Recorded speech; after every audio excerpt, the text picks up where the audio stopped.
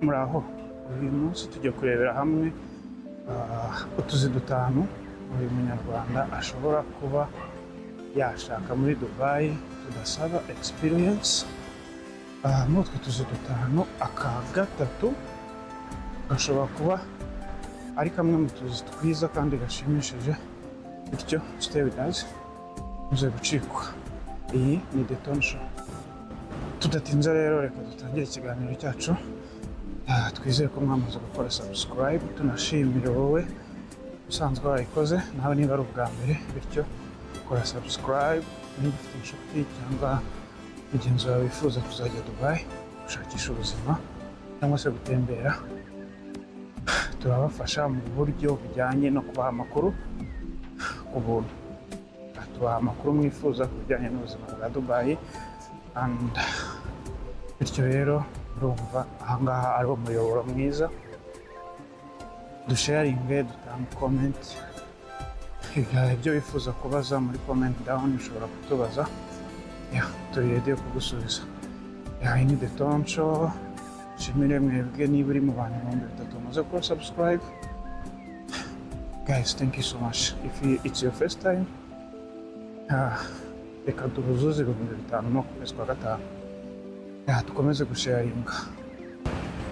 Tudatinze rero, muri utwo tuzi dutanu twabateguriye uyu munsi, n'utuzi ushobora gutangira with zero experience, but ntabwo bivuze ngo uzaza uhita winjira mu kazi gutyo.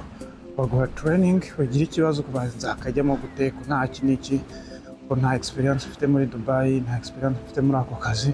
Hano muri Dubai umukoresha aguha training cyumweru 2 kugeza ku kwezi, biterwa na company ndetse biterwa n'akazi, ariko minsi 30 rwose uba uri ready to work. Cyambere ni ukuba fit and ready for hustle. Abizi nyine, we leave home to change home. Most of us niyo ntego nyine yatuvanye iwacu. So akazi ka mbere rero ngiye kubabwira ni security. Security ni akazi ushobora gukora amanywa, ushobora gukora ijoro.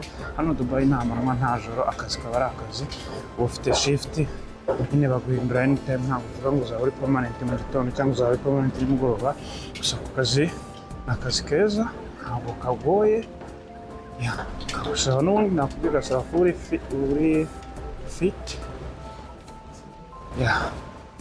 Kuba uri nko kuri office, ahantu mu ma malls, mu ma supermarkets, ahantu hahurira abantu benshi nyine, ukora checking, ukareba, ugafasha abantu mu byo bashaka bakeneye, nyine mu ma information bakeneye kuri desk, aho ngaho kuri front desk n'ibindi. Akazi ka kabiri rero ngiye kubabwira ni cleaner.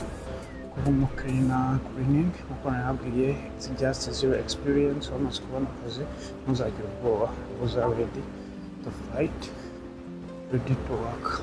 Ubundi ibindi rwose birizana. Icyo ukora ni gukurikiza amabwiriza nyine baba baguhaye. Nakwibutsa ko baguha training z'amasuku ushobora gukora, uko akorwa, chemical ukoresha, process and everything. So aka kazi rero ntabwo gasaba ko ufite experience. Uyifite it's okay, utayifite ntugire ikibazo. Mu kiganiro cyacu, mu biganiro byacu bizaza cyangwa ikiganiro cyacu cy'ubutaha, muze kutubwira muri comment niba mwifuza kumenya ngo umushahara fatizo byibuze bashobora guheraho muri utu tuzi ni uwuhe. So niba tugira comment 5, ubwo nicyo kiganiro tuzabagezaho ubutaha. Ako kazi ka gatatu, nk'uko twabibabwiye, twabwiye ko akazi ka gatatu gashobora kuba ari kamwe mu tuzi twiza kandi bidasaba experience ihambaye. Just have the basic skills, basic knowledge about what. So guys, ako kazi ni barista. Ntabwo mvuze ngo uzajya muri tuba barista. You can start as junior barista. Gusa mu gihe uri guplaninga kuza muri Dubai, ushobora gutangira gufata training, kuko ntabwo zimara igihe kinini, hagati y'ukwezi n'amezi 2 uba umaze kubimenya.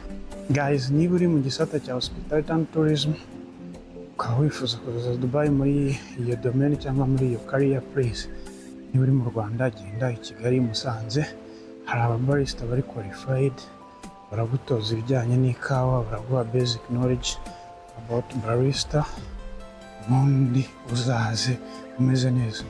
Iyo uri umu junior barista ufite n'izo knowledge, mostly aka kazi karakuryohera mu gihe even within 6 months according to experience nayo hard works n'uburyo witwara nyine na discipline yawe, ushobora kwisanga wabaye senior barista mu gihe cy'amezi 6 bitewe n'uko witwara n'uburyo ibijyanye n'ikawa umaze kubimenya, ibijyanye na kondisiyo y'akazi umaze kubimenya.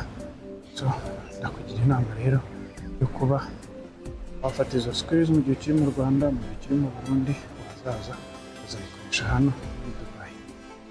Akazi ka kane ushobora gukora hano muri Dubai harimo kuba hotel receptionist, hotel housekeeping, hotel receptionist, ako ni kamwe mu kandi kazi ushobora gukora. Icyo bisaba ni kumenya kugira basic ku Cyongereza, the basic, not fluent in English, just basic. Aho ngaho ukamenya gukoresha computer. Guys, iyo uri mu Rwanda ushuje high school, ushobora no gufata laptop ube wakandika ileteri isaba akazi, ushobora kuba wafata laptop ngo umenye ngo Microsoft Word, Excel basic bikora gute. Guys, ushaka kuza muri Dubai, ushaka kuza gukora akazi kamwe mpaka imyaka 20 nta kuzamuka. Guys, ushaka kuza gukora akazi wageramo hagati ugashaka kwiga ibyo bintu, wagakwiye kuba wiga mu Rwanda ku mafaranga make cyangwa ku buntu, hano ukuntu bihenze nibyo ushaka gukora, uzabona uwo mwanya se n'akazi ka hano? So nimba ukiri mu Rwanda rero ndakugira inama, shaka skills bro, shaka skills zizagufasha cyane. Bityo aka kazi ka receptionist n'akandi kazi kagufasha guhura sales like that, kandi kazi gufasha guhura n'abantu uno tuzakenera, kandi uzakenera gukoresha urwo rurimi rw'Icyongereza, uzakenera gukoresha izo soft, Microsoft Word, Excel, PowerPoint, n'ibindi n'ibyo. Niyo mpamvu tugira inama yo gushaka skills. Niba ufite gahunda yo kujya hanze, si muri Dubai gusa, ushaka kuba uzajya kwiga Europe, ushaka kuba uzajya kwiga Asia, muri cya gihe cya part-time job, side hustle, you will need to talk, you will need to use your skills. Sometimes uzasanga zikwishyura ishuri unasevinge dukeya. So guys, bityo niba uri mu Rwanda uteganya kugira ahantu ujya, even iyo waba uri mu Rwanda byagufasha nawe, try to upgrade your skills. Ntugasigare mu kintu kimwe ngo ngiye mfite masters muri accounting, mfite masters muri engineering, I cannot run anything else. Guys, skills is free. There is a most of application ushobora kudownloadinga muri phone yawe ukigira ubuntu. Tuzagenda tuzibabwira nazo za Arsona n'izindi za Coursera ziri free. Akazi ka gatanu nako kanyuma kateguwe mu tuzi dutanu umunyarwanda cyangwa se umurundi ashobora kuza gusura muri Dubai bidasabye ko aba afite experience. Akazi ka gatanu ni office boy. It's like admin assistant, guys. So go on Google, do your research. Gerageza utangire gukoresha Google, uyibaze ChatGPT is there, uyibaze kuri utwo tuzi dutanu, uyibaze tumwe mu bintu ukeneye, natwe tubaze, we can be your ChatGPT. Guys, let's try to support each other. Tugerageze turebe ko uyu mwaka ibintu nibisubira mu buryo, byibuze nk'abantu 10-20 bazaza hano muri Dubai baba bagendeye ku makuru twabahaye. And guys, tubibutse ko nta muntu twishyuza kuri ano makuru, it's just free. Ikindi, after watching this video, do your own research. Ushobora kuba twabakoreye 98% ukeneye 2%, cyangwa twabakoreye 80%, 20% uzava muri